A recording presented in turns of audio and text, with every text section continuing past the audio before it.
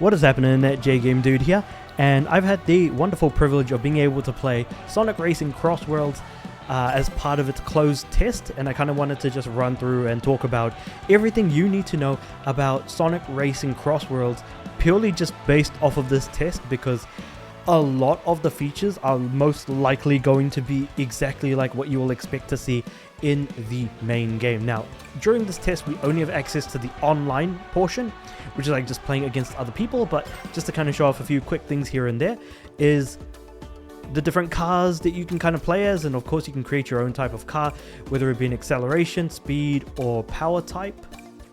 It seems like there are other types of cars as well, but of course you can also change the type of car that you're using, as well as just different types of different designs for each part of your car, like the front, the back, the wheels, and it's a lot similar to like Mario Kart in that way, which I feel like Sonic Racing CrossWorlds has taken a lot of inspiration from.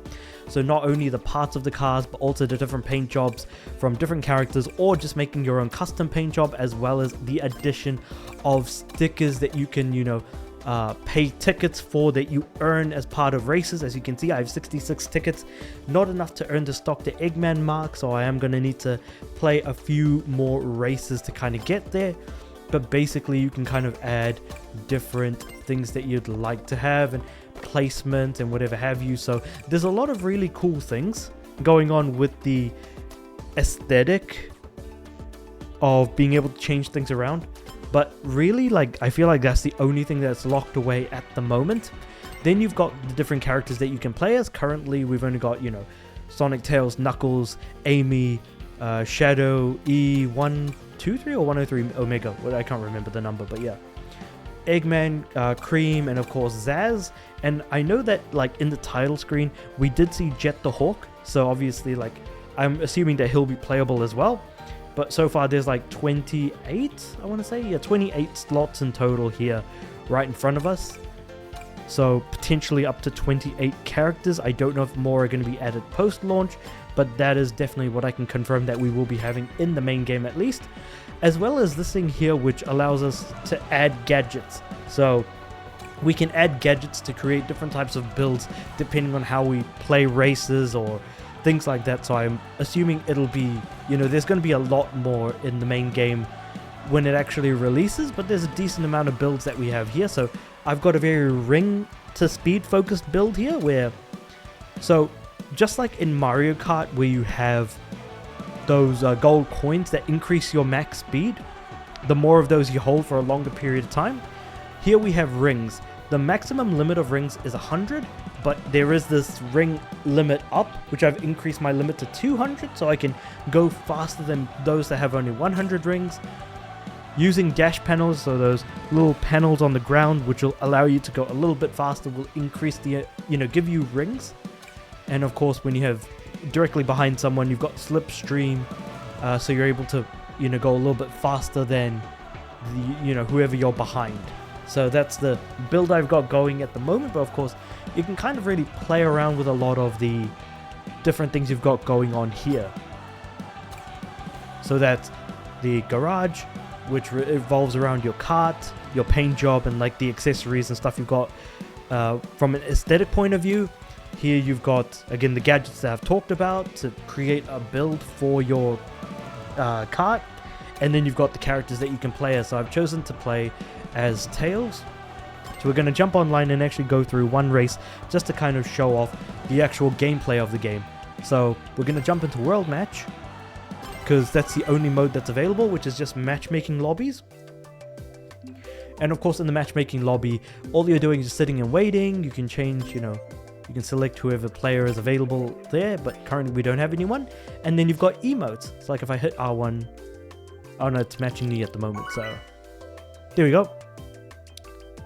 So we'll be given one of 3 choices of courses to select. So I want to go with Rainbow Garden. I don't remember playing that one, though I feel like I might have. Let's just do a few emotes, like hello, or I don't know, good. And there's a bit of a cooldown on the actual emotes as well. Love the But yeah. Come on. And then amongst all the players, one of their options will be selected, and that's a course we're going to be racing. So all elite Joker, we've got his choice instead of what anyone else picked. And then we've got the group, like everyone that's going to be playing during this race. We also have bots, which I'm actually interested in, that like if online is going to feature bots, that hopefully it'll keep the online alive for a bit longer, but that, you know, people will always be able to play online no matter what, which I hopefully think is going to be a good thing. Now we need to get our accelerator to like this green spot to get a boost. Of course, I'm playing on PS5, so the controls are R1 is to drift and left stick is to hold, and you need to fill up that gauge. So if you fill up that gauge once, you'll get a level 1 boost. If you fill up the gauge a second time, you'll get a level 2 boost and then a level 3 boost subsequently. Of course, you do lose rings if you crash into other players or if you crash into the walls and things like that. So you do want to collect rings while not losing any rings. Using power-ups is L1, and so those dash panels on the ground, that purple one that I just went over, is just an example of like dash panels that I can go over to be able to, you know, increase my ring count as part of like my build. Now, as we kind of go through, whoever's in first place can in fact select whatever track you want to go through. So because I'm first, I'm going to pick random. And so now we're going through this world instead. And this is actually the unique selling point of CrossWorlds, is the fact that you can actually change where you're racing. Now, L1 is to use the collectibles. Oh, not collectibles, but the weapon that I have. So I tried to hit him, but that didn't really work out for me, unfortunately. Now, one thing you'll notice is that there are these green rings. These green rings actually dictate what vehicle you will be transforming into, whether it is a boat, a plane, or a car. Of course, I got hit by that. That's quite unfortunate. But of course, I do want to throw away this bomb so that I don't get hit by it. And I do want to hit these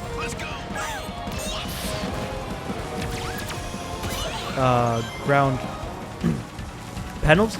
But the final lap will always be whatever the originally picked or originally selected map was. So I'm just going to turn into a plane, and we're just going to jettison our way through here as best as we can.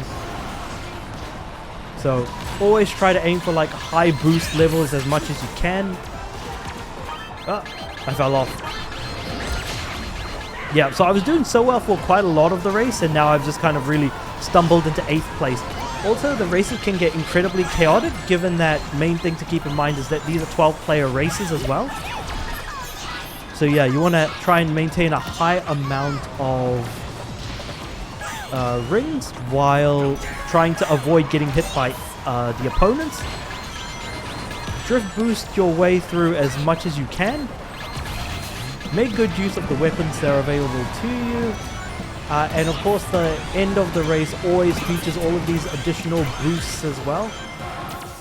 But yeah, while I did particularly well for most of the race, I did in fact screw up incredibly badly at that final lap, but it is what it is.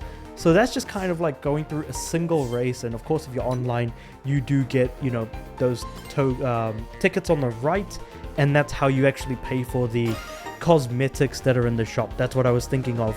I was thinking of like aesthetics, but yeah, you know, those are all cosmetic. And the only thing that is actually gameplay affecting are the actual gadgets. And of course, the more races you play, the more sockets or are available for you to use more gadgets, because gadgets take up either 1, 2, or 3 slots on that little thing that you saw. I forgot what this thing is called, but it says master, so I've got 5 slots available, so I'm able to use those 5 slots to actually go through with it. But yeah, so that is just a single race of Sonic Racing CrossWorlds, just kind of talking about and going through the details of the race as well.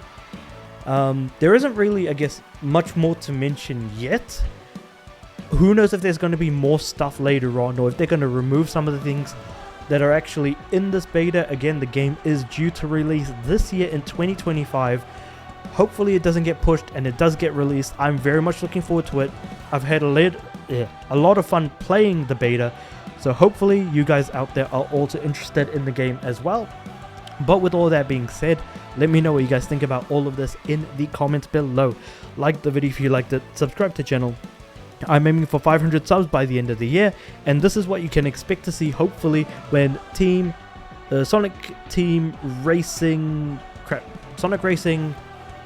CrossWorlds comes out in the not too distant future this year. So yeah, we'll see you guys in the next one. See ya.